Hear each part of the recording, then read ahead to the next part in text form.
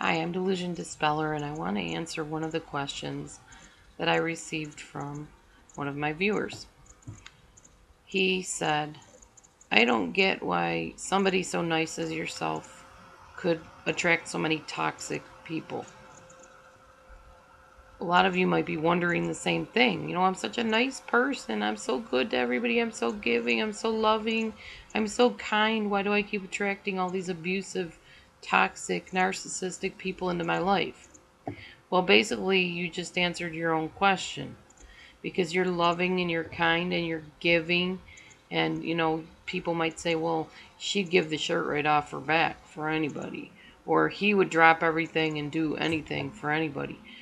It's called codependent. The reason I attracted narcissists in the past and stayed in relationships long term with them was because I had a need to be needed. That's called codependency. You take care of another person at the expense of yourself. And narcissists are looking for people instinctually who are the givers and the lovers of the world. Those that, no matter what they do to them, will stay with them.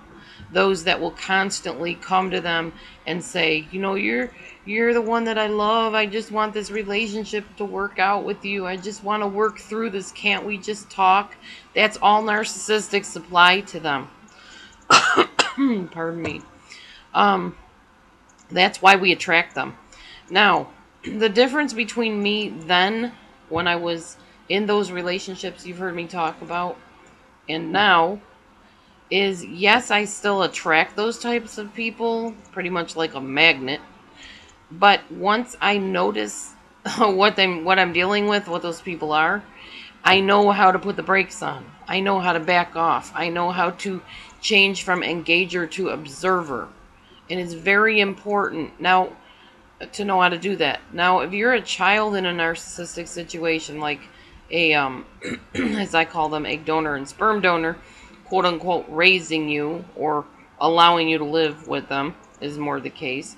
There's not a whole lot you can do other than tell safe people around you, mommy is being mean to me, or daddy is just absolutely never pleased, or whatever your case may be. As a child, all you can do is tell a safe person, and hopefully, if they believe you, they will get you out of the situation if they care about you. However, I know somebody very personally who did tell, or, well, she didn't tell, but people noticed what was going on. And her egg donor was extremely abusive. I mean, just physical torture and abuse to the point where she has medical problems and physical problems now. And people didn't report it.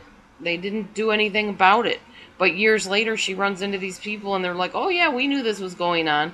Please don't do that. If you witness somebody being abused, please blow the whistle on it and tell. Save that poor little child or that teenager that's being harassed and abused, or that elderly person, or that adult, whoever it is.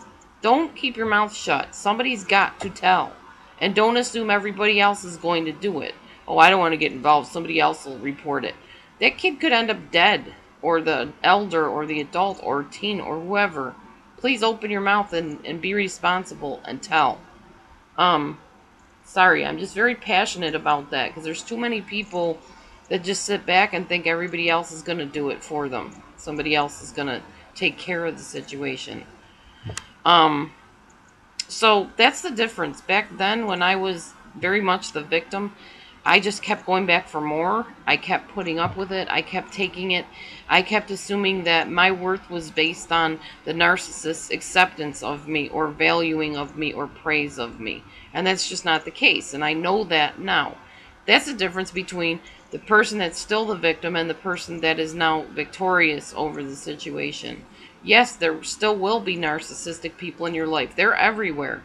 Teachers, lawyers, presidents, priests, ministers, parents, so-called parents, friends, enemies, whatever. They're everywhere. And you just need to learn to be the observer instead of the engager once you see these traits starting to emerge. So that's why I attracted them, to answer that viewer's question, because I was a giving, loving, honest person, and the narcissists look for that to prey upon it. So I hope that answers your question. Keep the questions coming and I'll make videos to answer them. I think that's a great idea. Remember to subscribe to my channel and be blessed. Have a great day.